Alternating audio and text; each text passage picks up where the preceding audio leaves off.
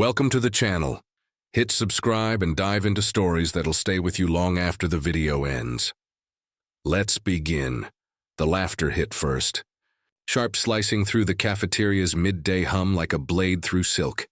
It came from a round table near the center, the one everyone called the Circle. That's where Ethan Brooks sat, heir to the largest real estate empire in town. Sneakers cleaner than most people's dreams. Across from him, a quiet girl unfolded her lunch, a reused plastic container, its corners faded from years of microwaving. Inside, rice, some sautéed vegetables, and a few small dumplings wrapped in foil. The smell rose warm and homemade, but to Ethan it wasn't food. It was fuel for mockery. He leaned back, voice pitched just high enough for half the cafeteria to hear. "Wow," he said. "Did you make that in a science lab or something?" "It looks radioactive." Laughter rippled from the circle. The girl froze. Her name was Lily Chen, a scholarship student who spent her mornings helping her mom at their family's tiny laundromat before school. Her eyes dropped to her food as color drained from her cheeks. A boy beside Ethan added, "Bro, she probably saved up all week for that meal." More laughter. More eyes. Lily's hands trembled slightly. She tried to smile, a fragile automatic thing. "It's just homemade," she murmured. "My mom likes to cook." Ethan grinned wider. "Homemade? You mean leftover from last century?" The cafeteria roared again. She closed her lunchbox quietly, pressing the lid until it clicked and stood.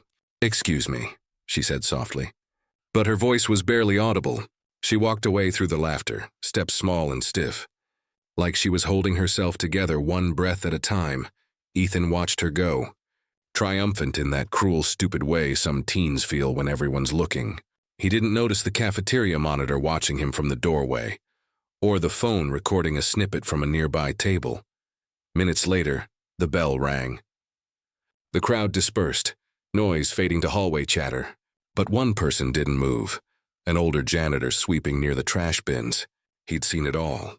He looked at Ethan with quiet disappointment, though he said nothing. Outside, Lily found a bench behind the gym. She opened the lunchbox again, this time with trembling fingers. The dumplings had gone cold.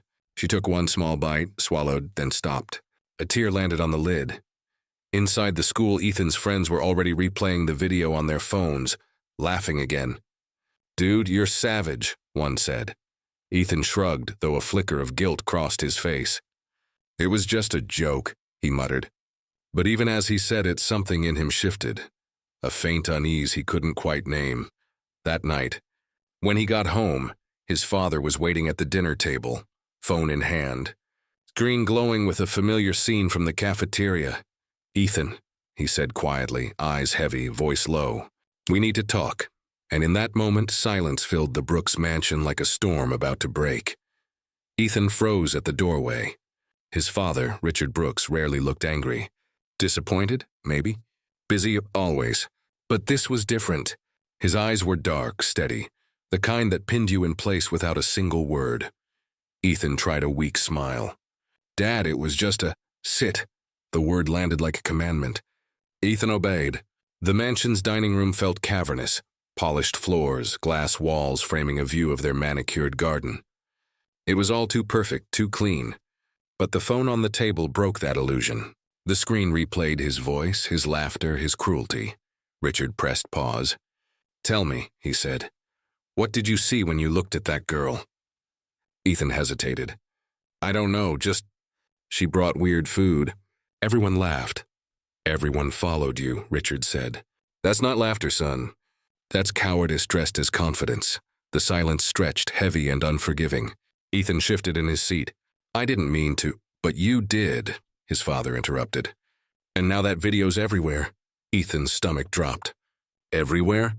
Richard nodded slowly. "A student posted it. It's been shared over 500 times already. The school called me this afternoon." Ethan's heart hammered. He hadn't realized how fast cruelty spreads, how small moments become digital scars. His father leaned back, exhaling. "Do you know who that girl is?" Ethan shook his head. "Her mother, Mei Chen, runs the laundromat near Elm Street. When your mother was sick, that woman stayed after hours to clean the hospital gowns for free. She refused payment. Ethan's mouth went dry. She said, No child should watch his mother suffer and worry about laundry bills. That was the year you turned 10. Ethan's memory flickered. The smell of detergent. The sound of his mother's soft breathing at the hospital. He remembered a kind woman's hands folding clothes gently into a bag.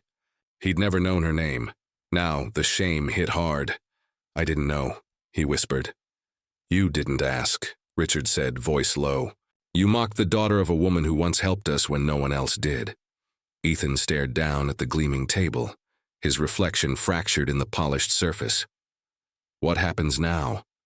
he asked quietly. "You'll apologize," his father said. "Not online, not in a message, face to face, and you'll do more than say words. You'll earn them back." Ethan looked up. "How?" "You'll find out tomorrow. I've arranged something." The next morning, Ethan woke before dawn. His father stood by the car, coffee in hand. "We're going to the laundromat," he said simply. Ethan hesitated, glancing at his reflection in the car window. The boy who laughed yesterday didn't look so sure today. As the car pulled out of the long driveway, the city waking around them, he felt something he hadn't in a long time, dread mixed with an unfamiliar kind of humility. Because this time, there'd be no audience, only truth. The bell over the laundromat door chimed as they entered. The air was thick with the smell of detergent, warm air, and old metal. Rows of humming machines lined the walls, their steady rhythm filling the silence. Behind the counter stood a woman in a faded apron, Mei Chen. Her eyes widened slightly when she saw them. Then her expression softened into politeness. "Mr. Brooks," she said. "I haven't seen you in years." Richard smiled faintly. "It's good to see you, May. This is my son, Ethan." Ethan kept his eyes down, mumbling a greeting. May nodded once, assessing him quietly. "So this is the young man I've been hearing about," she said. Her tone wasn't cruel, just tired, as if she'd seen too many versions of the same story. Ethan's father stepped back. "He's here to help today, if you'll allow it." May studied him for a moment, then nodded. "Fine. You can start by sorting those sheets." Ethan walked over to a mountain of hospital linens, stiff and cold. He began folding them clumsily at first. The minutes crawled. His expensive shoes squeaked against the tile floor. Around him the world was small but alive. Washers thumping, dryers spinning, customers chatting softly in different languages. It was a rhythm of honest labor. At one point, a small radio played an old pop song. May hummed along under her breath as she wiped a counter. Ethan paused. "You used to help at the hospital, right?" he asked hesitantly. May glanced at him. "Your father told you?" He nodded. She sighed. "Your mother was kind. I didn't do it for money. I did it because people forget that kindness costs nothing. Until they need it." Her words landed like quiet stones in his chest. Hours passed. His hands reddened from folding and lifting. Sweat dampened his collar. He looked at May again. Her steady movements, her calm focus. He realized this was her every day, not a punishment. When the shift ended, she offered him a bottle of water. "You did fine," she said simply. He swallowed hard. "I'm sorry for what I said to Lily."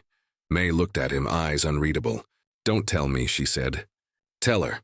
That night, Ethan wrote and rewrote the words on a crumpled sheet of paper, but none of them felt right. The next morning, he waited outside the school entrance, letter in hand. When Lily arrived, her backpack slung low, he stepped forward. "Lily," he said softly. She froze, cautious. "What do you want?" "I need to say something, please." She hesitated, then nodded once. Ethan took a breath. "I was wrong. What I did was cruel.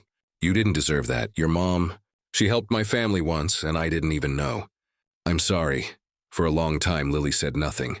Then slowly she nodded. "Okay," she whispered. But forgiveness, that would take more than words. The days that followed moved slower than Ethan expected. Apologies, he realized, were easy to say, but they didn't erase the echo of laughter that still haunted the hallways. Everywhere he went, whispers followed. Some called him fake, others called him brave. Most didn't care, but he cared, more than he wanted to admit. Lily kept her distance. She was polite, even civil, but a wall stood between them. Ethan understood. He'd built that wall himself. His father didn't mention the incident again, yet something subtle had shifted between them. There was less comfort in the silence, more expectation. One morning, Richard handed him an envelope. "Deliver this to the school office," he said. Ethan opened it and froze. It was a check, a donation for the scholarship fund, written in Lily's name. "She doesn't need charity," Ethan said quietly. "She doesn't," Richard agreed. "But she deserves opportunity. Write your own name beside mine." Ethan stared at the pen for a long moment, then signed. His name looked small beside his father's, but it was something, a beginning. At school, he didn't sit with the circle anymore. Instead, he started eating lunch in the art room, where Lily often spent her breaks sketching. He didn't talk much at first, just sat at a nearby table eating quietly. One afternoon, he noticed her struggling with a broken pencil sharpener. Without thinking, he took out a small pocket knife and gently carved a new point on her pencil. She blinked. "You carry that around?" He smiled faintly. "My grandpa gave it to me. Said it's for fixing mistakes." She gave a small, reluctant laugh. "Does it work on people?" "Still testing it," he said. That tiny exchange cracked something open between them. Over the next few weeks, the silence softened. Lily began sharing bits of her world, how her mom worked double shifts, how they made dumplings on Sundays, how she dreamed of becoming an architect. Ethan listened. Really listened, and one day he showed her something too, a sketchbook of his own. Inside were buildings, bridges, and spaces he'd drawn in secret. "I never told anyone," he said, "but I want to design things too." She looked at him, surprised. "Then maybe," she said, "you're not as different as you think."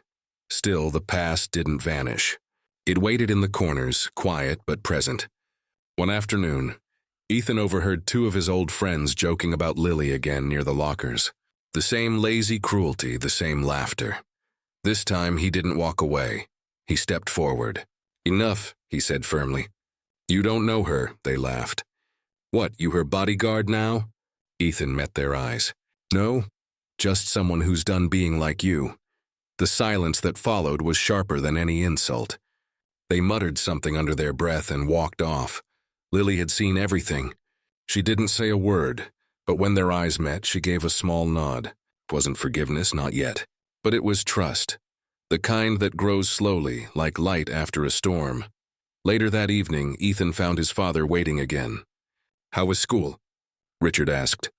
Ethan thought of the laughter, the silence, the nod. "Hard," he said. Then he smiled faintly. "But honest," his father's eyes softened. "That's the only kind that lasts." Outside, the sun dipped low, and for the first time, Ethan felt the weight of change settling into him, steady and real. Spring came quietly that year. The air softened, and the halls of Westbrook High carried the buzz of exams and graduation talk. But beneath it all, something else had changed. Something small, invisible, but real. Ethan walked through those same halls now with different eyes. He noticed things he'd never cared to before. The tired custodian who smiled at everyone. The cracked tiles near the gym that no one bothered fixing. The kids who ate alone at lunch. It all looked different once you'd been on the other side of laughter. He wasn't sure if people still whispered behind his back. Maybe they did, but it didn't matter as much anymore. He had work to do. One afternoon, the principal announced a community showcase, a fundraiser for the scholarship program. Students could present projects to raise awareness or funds for causes that mattered to them. Lily signed up first. Ethan quietly signed up second. When the day came, the gym filled with parents, students, and teachers. Stalls lined the walls. Paintings, bake sales, robotics displays. On one end stood Lily's table, decorated with drawings of tiny homes and green spaces. "Affordable housing design," her sign read. For families like mine. Ethan's booth was beside hers. A scale model of a laundromat, renovated, brighter, cleaner, with solar panels on the roof and a mural painted on one side. At the center of the mural, mother and daughter shared a meal from a small container. When people asked, he said, "It's inspired by someone I hurt and what she taught me." Lily stood nearby, quiet but smiling. Her mother arrived later, still in her work apron. She stopped in front of the model, eyes glistening. "That's my laundromat," May whispered. Ethan nodded, voice steady. "It's what it could be, if we all cared a little more." Richard Brooks was there too, standing at the back of the crowd. He didn't speak. He didn't need to. His eyes said enough. After the showcase, the principal approached the two of them. "You know," she said, "we're naming 2 scholarships this year, one for service, one for innovation. Both of you have earned them." Lily's hand flew to her mouth. Ethan froze, then smiled. Not the practiced, camera-ready kind, but one born of quiet gratitude. When the applause faded, Lily turned to him. "You didn't have to build that," she said softly. He shook his head. "I did. Because I broke something that day, and building is how I fix things." She looked at him for a long moment. Then she reached into her bag, pulled out a lunchbox, and opened it. "The same old container, the same homemade food? My mom made extra today," she said. "Want some?" Ethan blinked, caught off guard. Then he laughed, a real laugh this time. "Yeah," he said. "I'd like that." They sat on the gym bleachers, sharing dumplings under the soft hum of lights. Around them, people packed up booths and folded tables, but for a moment the noise faded away. It was just 2 kids, eating in quiet understanding, the echo of cruelty replaced by the simple sound of healing.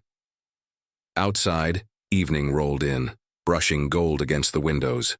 Richard watched from the doorway for a while, hands in his pockets. Then he turned and left, a small, proud smile on his face. The video that once spread mockery across the school had been buried by time, replaced with something else.